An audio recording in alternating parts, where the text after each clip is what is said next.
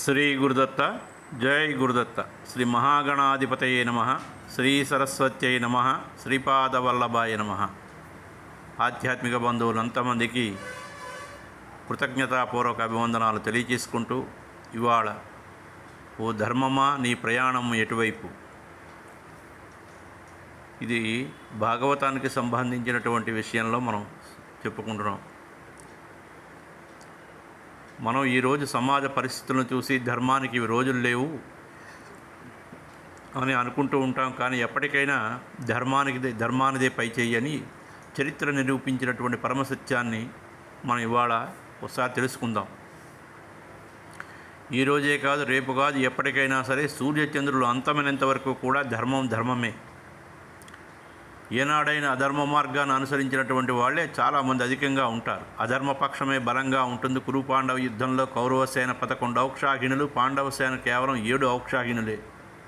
శ్రీకృష్ణుడి కాలంలో కూడా అధర్మ పక్షమే అధిక బలం కలిగి ఉందని అర్థమవుతోంది.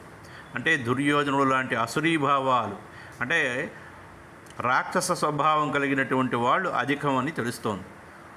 ఈ రాక్షస ప్రవృత్తి కలిగినటువంటి వాళ్ళు తమకున్నటువంటి మంది మార్బలాన్ని, రాజకీయ బలం, అంగబలం, అర్ధబలం వీటన్నిటినీ చూసుకుని తామే బలవంతులమని వెర్రవీగుతూ ఉంటారు. దుర్యోధనుడు కూడా తన సైన్యాన్ని పాండవ సైన్యం కన్నా అధికమని ద్రోణాచార్యుడితో చెబుతూ, అపర్యాప్తం తదస్మాకం బలం భీష్మాభిరక్షితం, పర్యాప్తం త్విదమే తేషాం బలం భీమాభిరక్షితం.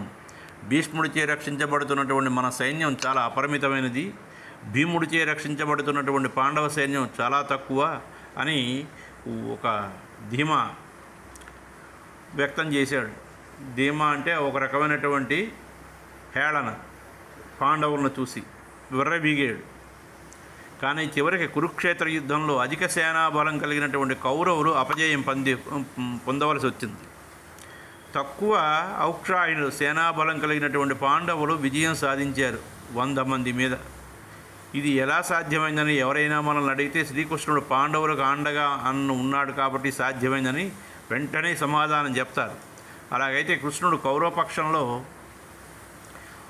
ఉంటే కౌరవులు విజయం సాధించేవారే కదా. కానీ కృష్ణుడు కౌరవుల వైపు ఎందుకు వెళ్ళలేదు?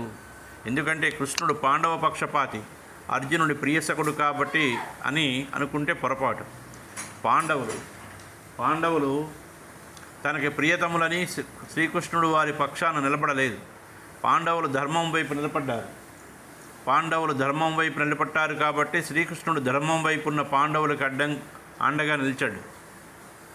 అందువల్ల శ్రీకృష్ణుడు తాను పాండవ పక్షపాతిని కాదు, ధర్మపక్షపాతిని, ధర్మం ఎక్కడుంటే తాను అక్కడ ఉంటానని నిరూపించాడు. సాధారణంగా ధర్మపరాయణులు కష్టాలని అనుభవిస్తూ ఉండడాన్ని, అధర్మవర్తనుడు సుఖంగా జీవిస్తూ ఉండడాన్ని మనం చూస్తూ ఉంటాం. కానీ ధర్మపరాయణులు కష్టాలు కలకాలం ఉండవని, అధర్మపరులు తాలూకా సుఖాలు శాశ్వతం కావని చెప్పడానికి ఎందరో మహనీయులు, మహాత్ముల జీవిత చరిత్రలో ప్రత్యక్ష సాక్షిభూతాలు మనకి. ఉదాహరణకి రామకృష్ణ పరమహంసుల వారి తండ్రి క్షుదీరాం దేరే గ్రామంలో నివసిస్తున్నప్పుడు ఆ గ్రామ జమీందార్ రామానందరాయ్ అనే వ్యక్తి ఒక గ్రామస్తుడి తాలూకా ఆస్తిని కాజేయాలని తలచి అందుకు క్షుదీరాముని తప్పుడు సాక్ష్యం చెప్పమని కోరాడు. ధర్మపరాయణుడైనటువంటి, ధర్మ ప్రవర్తనా నియమాలు కలిగినటువంటి క్షుదీరాం అందుకు అంగీకరించలేదు. ఆ కక్షతో రామానందరాయ్ క్షుదీరాముని ఏం చేశాడు? రామకృష్ణ పరమహంసుల వారి కుటుంబం తండ్రితో ఈ గ్రామాన్ని విడిచిపెట్టి వెళ్ళిపోవాలి అని అలా తయారు చేసి పంపించాడు. చేతిలో చిల్లిగవ్వలేనటువంటి క్షుదీరాం భార్యా పిల్లలతో పాటు కాలిబాట పట్టాడు. రామానందరాయ్ పాల్పడినటువంటి అక్రమానికి క్షుదీరాం తోడ్పడి ఉంటే అతడు కష్టాలు పాలై ఉండేవాడు కాదు. ధర్మానికి కట్టుపడ్డాడు కాబట్టి క్షుదీరాం కష్టాలను ఎదుర్కొన్నాడు. కానీ అది తాత్కాలికం.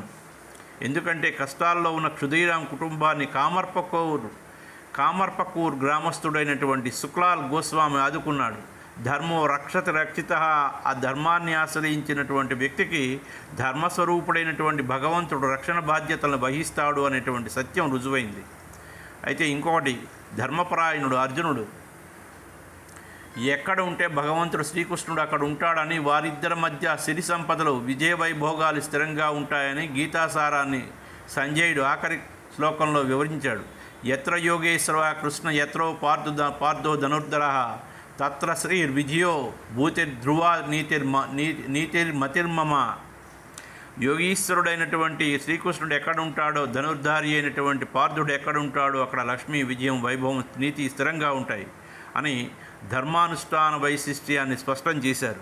శ్రీకృష్ణుడు పాండవుల వైపు ఉన్నారు అనడం కన్నా ధర్మం వైపు ఉన్నారు అనడైనటువంటి ఇది సబబు. పాండవులు ధర్మం వైపు ఉండడం వలనే వారికి భగవంతుడు అనుగ్రహాన్ని సంపూర్ణంగా పొందగలిగారు. ఇది గుర్తుంచుకోవాలి మనం. ఎందుకంటే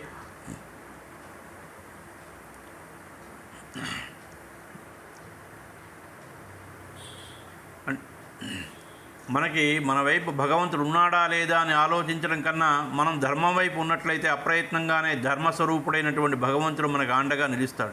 కాబట్టి ధర్మం వైపు ఉన్నటువంటి పాండవులు భగవంతుడు రక్షించినట్లు మనల్ని కూడా ధర్మ మార్గాన్ని అనుసరించినట్లయితే సమాజంలో ఎవరైతే ధర్మ మార్గంలో ఎవరైతే ఉంటారో వాళ్ళకి భగవంతుడు మన వెంటే ఉండి శాశ్వత శాంతి సౌఖ్యాలను అనుగ్రహిస్తాడు. ఇందులో ఎటువంటి సందేహం లేదు.